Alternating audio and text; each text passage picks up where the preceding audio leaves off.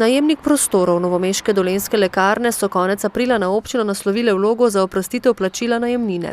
To lahko najemnik v skladu z veljavno pogodbo poda v primeru, da izkaže izgubo iz poslovanja. V šmarješki podružnični lekarni je ta lani znašala skoraj 21 tisoč evrov.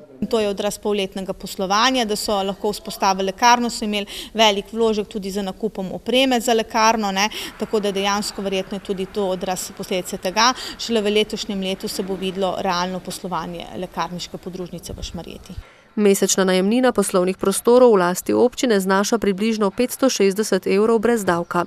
Šmarješki občinski svetniki pa so tokrat soglašali le z odlogom plačila najemnine za prvo polovico leta. Počakali bomo do polletnih rezultatov in potem bomo sprejeli odločitev, kako naprej. Vsekakor pa je o kakršnikoli oprostitvi najemnine odloča občinski svet.